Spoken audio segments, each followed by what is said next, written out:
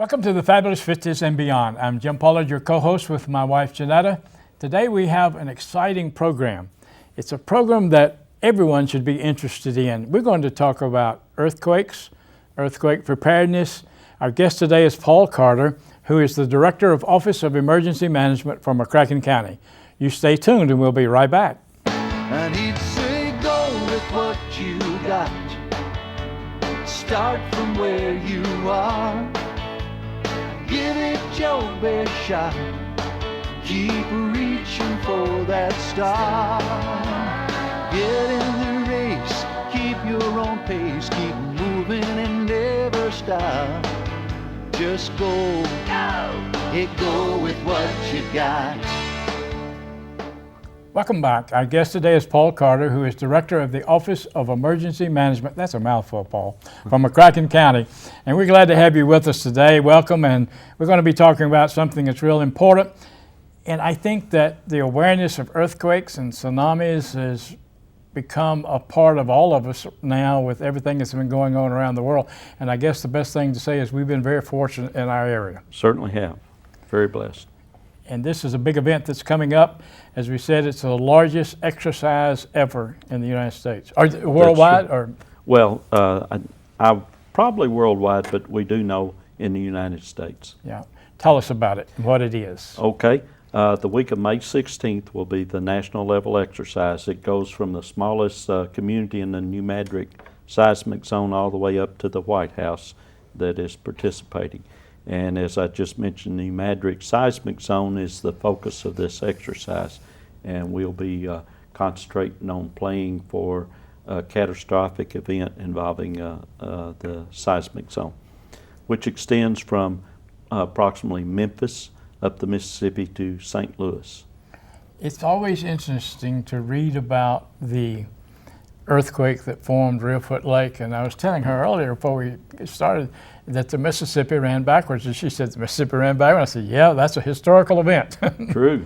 Yeah, and so it's just a lot of things that happened that, and being prepared, I guess, I don't know if it makes it any less of an impact. It just makes you feel better if you're prepared. Well, I think it does cause less fatalities, less injuries if we are prepared.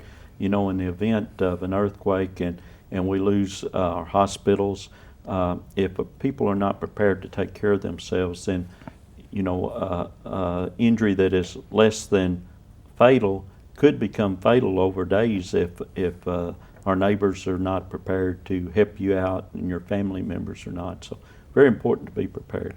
I was watching a video one time, I don't know if it was a movie or what, but about a third world country where this person was a missionary and how that he even was a doctor, but he got an infection way out in the bush and he died because he couldn't get his hands on antibiotics, which could have cured it just like that, and it would have been a minor thing. Right, that's absolutely right.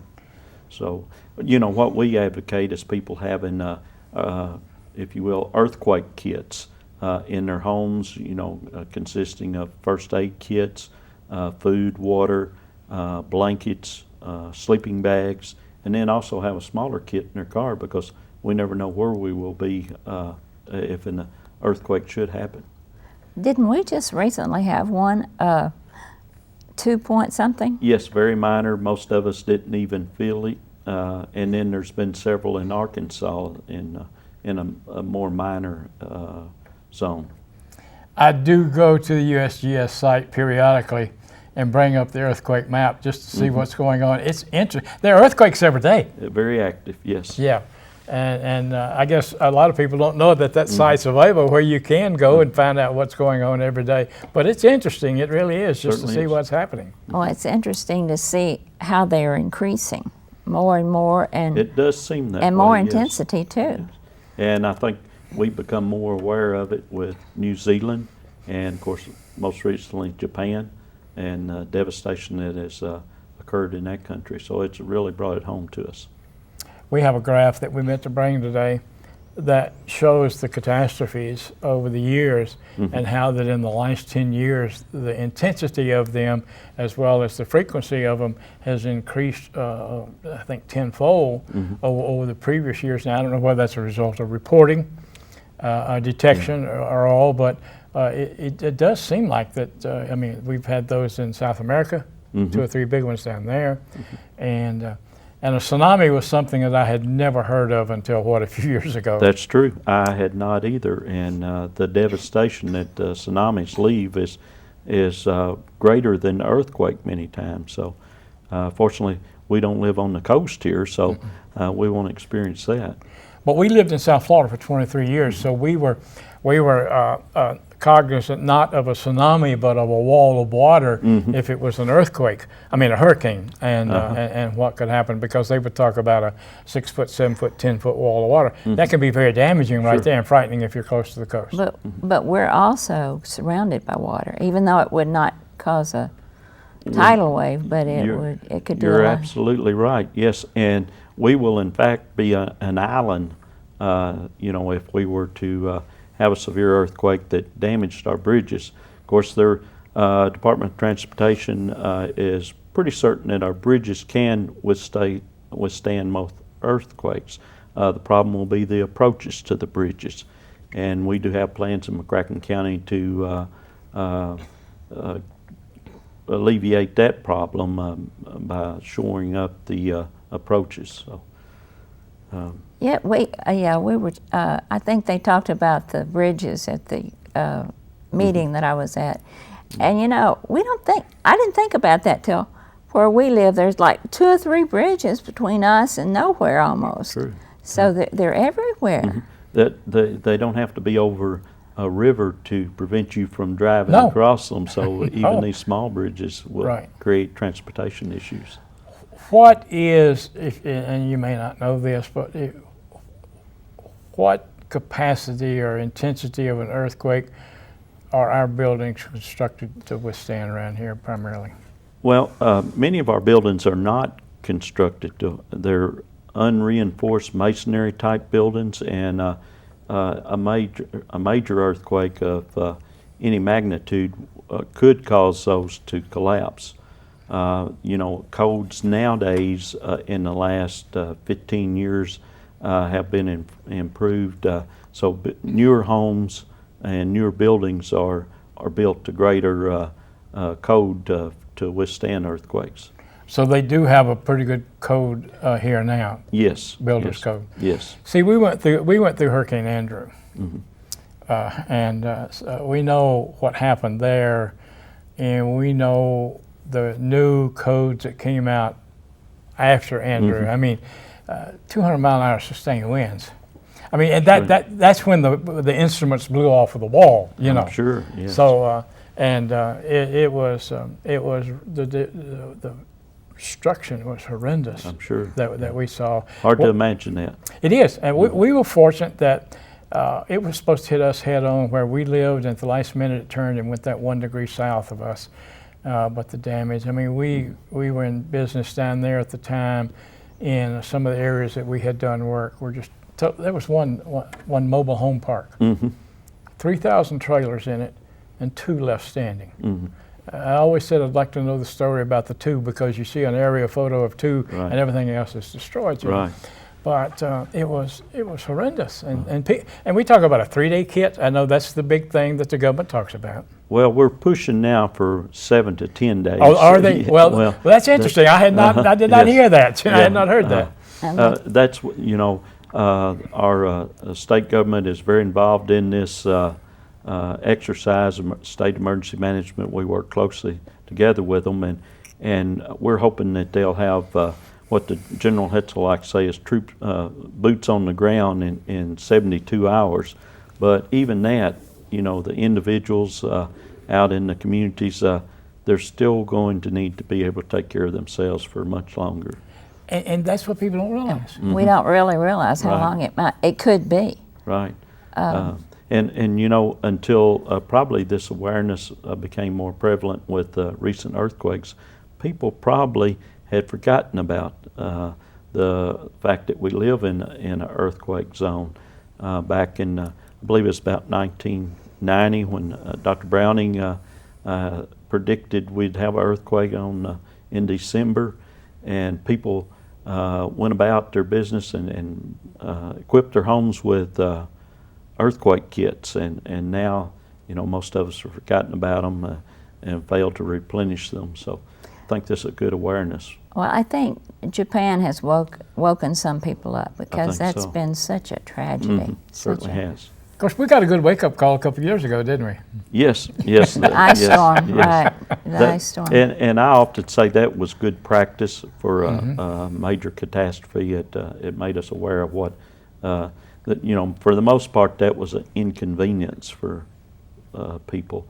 But a major catastrophe, if we were to have an earthquake in February and we were to lose our shelters, our homes, there would be a lot of people suffering from having to live in the elements. That was go ahead. We just talked with a lady who said that she has a little scooter that she gets around in, and she said that she had nothing but her dog and herself for, I don't know, it was several days, wasn't it?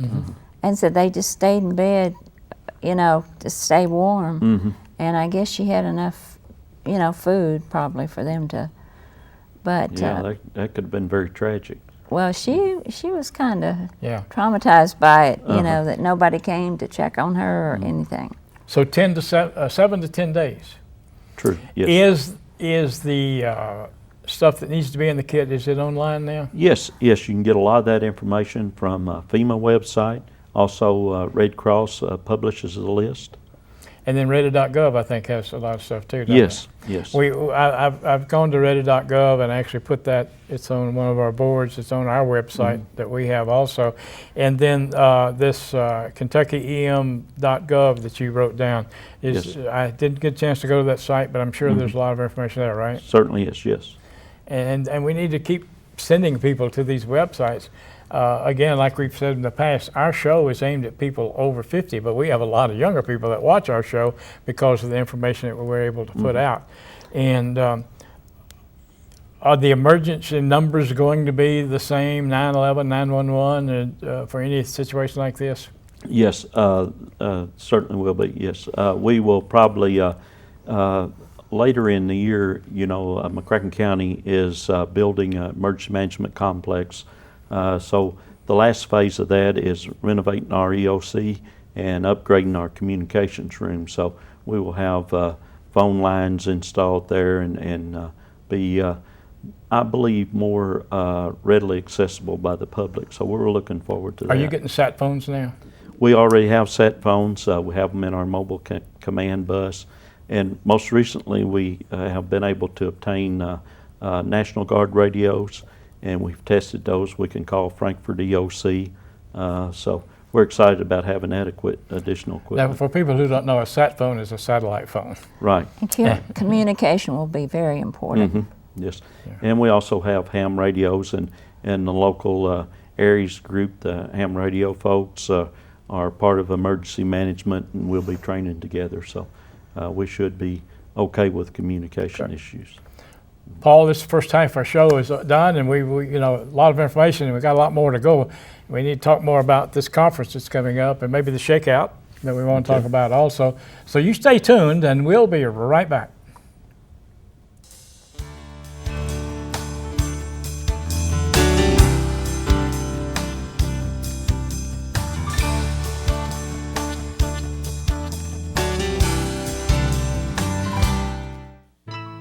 Have much to give then. So when they showed up firing them mean looks around the place and staring us down on prices, well, I was angry. Didn't seem to bother my father, though. He had me load another bushel of apples in their trunk. I learned later on that this family was in need. The greatest gift we give, it's in our heart, what we believe, the way we live. Caring for others. Pass it on.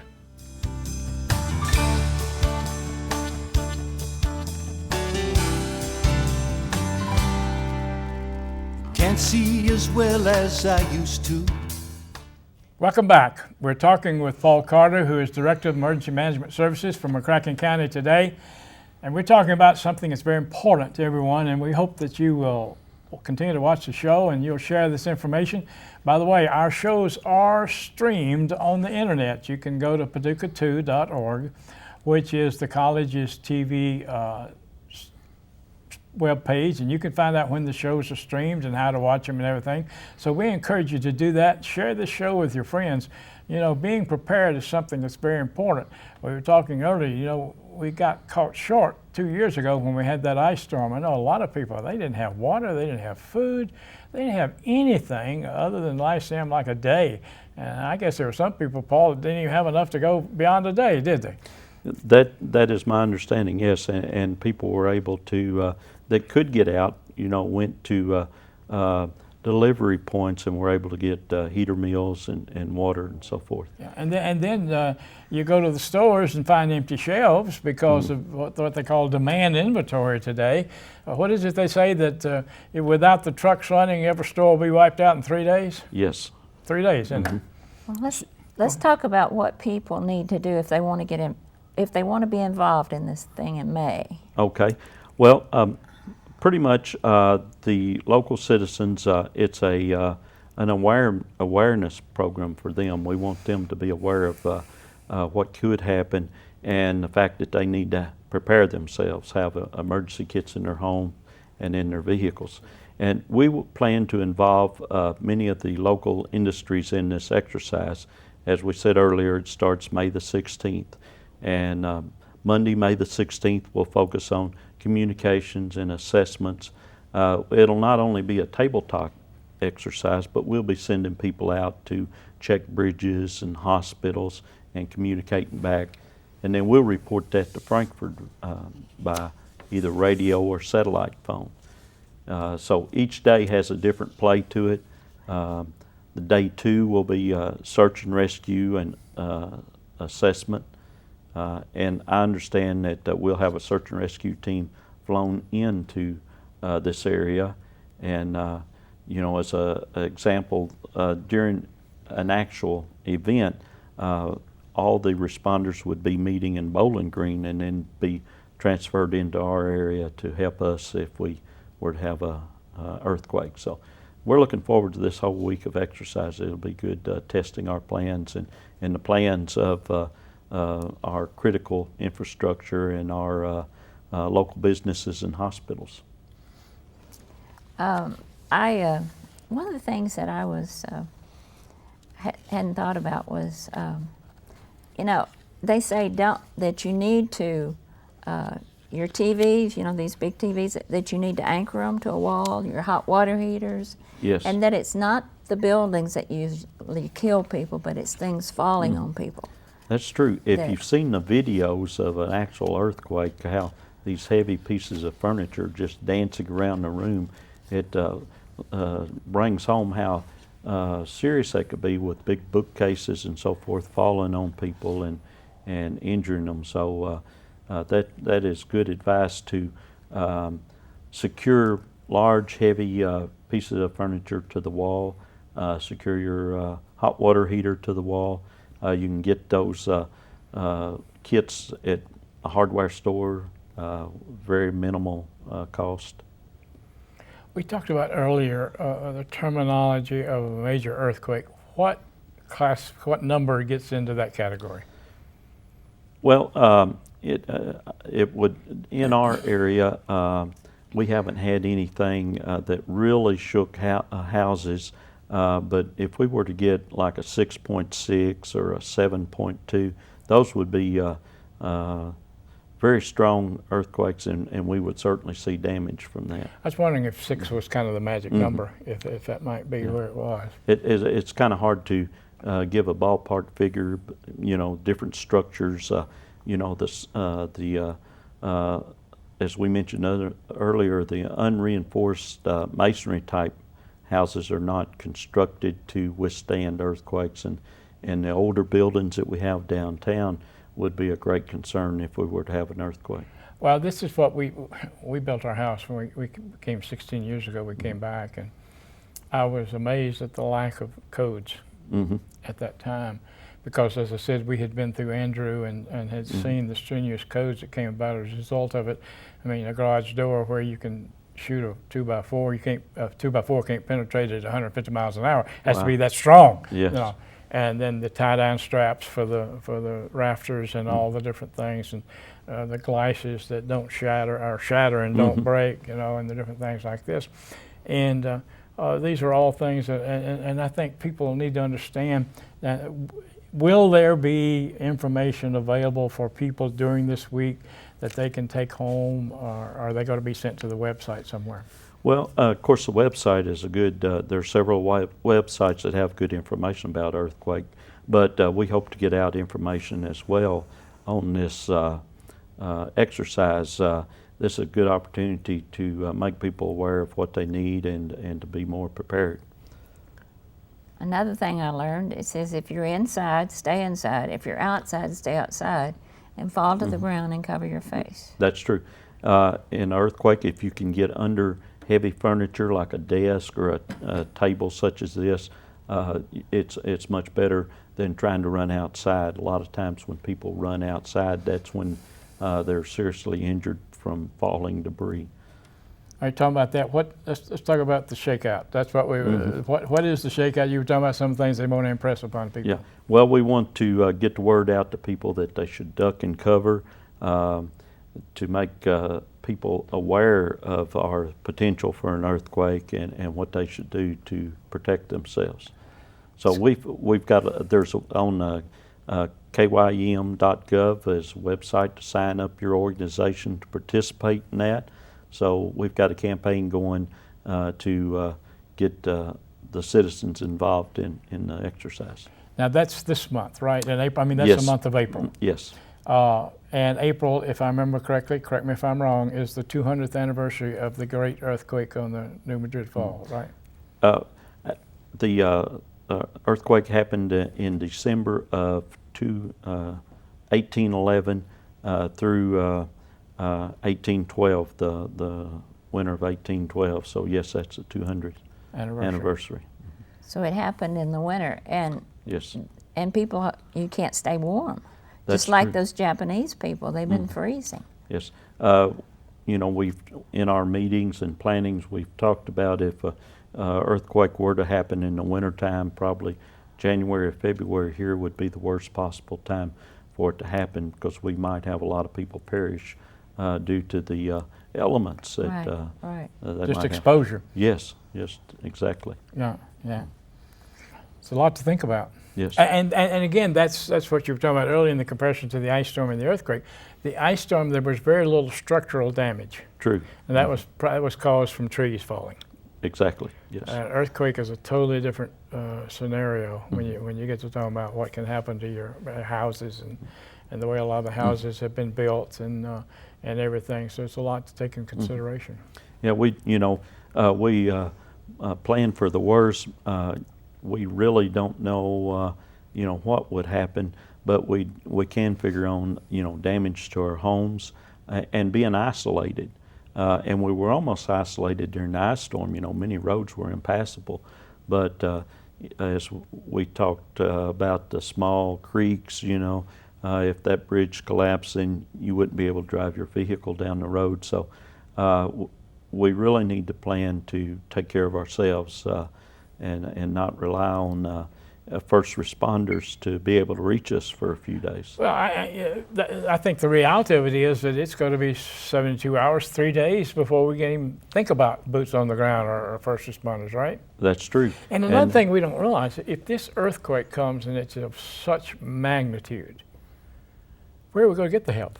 Well, that's a good point, because a lot of the help will go to Memphis and to St. Louis, where all the people are. But what we have planned is it'll be Kentucky helping Kentucky. I was going to say, you've got to help Yes, ourselves. That's true. The eastern part of the state will respond to Bowling Green and then be sent out by whichever means of transportation that best serves us into western Kentucky.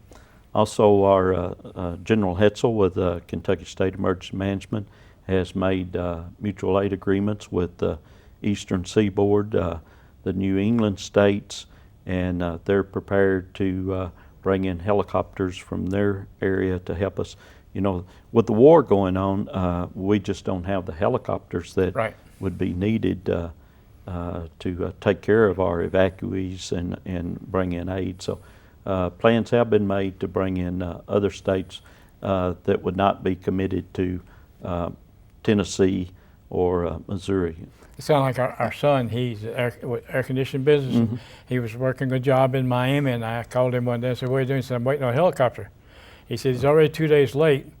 And said, "If you don't get here by tomorrow, I won't get him because he's going west where the forest fires are." Yeah. And I did not realize that they start sending the helicopters where the forest fires are. He had to lift a big air conditioner on top of one of those high rises in Miami. But he said, "If I don't get him, I can't get him for 2 months." I thought that was quite amazing, you know. Yeah. It's good to know, for the people to know that plans have been made. You know, Yes. that a lot of things are being done. And There's been a lot of planning. We expect a base camp to be set up in and around Paducah that would house about 2,500 responders to assist this region to go out not only in McCracken County but the surrounding counties. There are plans for portable hospitals to be set up to treat the injured. So this planning has been going on for a few years now, and really that's what we focus on in our training is earthquake response. And we always feel like that we train for the worst, then we can always scale back for a Plan for the worst, lesser hope for the degree. best. right, True. pray Paul, for we're the about out of best. time. I want to ask something before we get through, though. Sure. These charts that you've given us relate to projected damages Yes. and things. I'm Yes. going to copy these and put them up on our website. Okay. So that the people will be able to see them and be mindful that these are projections and they're good Worst thought out, case worst case type scenario scenario. projections. Yes. But I'll be able to put some of these up on the website where they can see them also. Any last minute information? Well, just encourage people to plan for a catastrophic event, update their kits, and be ready to help out their neighbors. Very right, good. yes. That's good information. I appreciate it. Well, Paul, we're certainly glad to have you here you. today, and we enjoyed the wealth of information that we've got. We want to encourage you to take part in all this, and you get ready. You get that 7 to 10 day kit ready. You can always use it. I say you can always eat it or drink it, so just do it, get it ready. But remember, this is the Fabulous 50s and Beyond. We enjoyed having you as part of our show today. We encourage you to watch our show every week. And remember now, use it or lose it.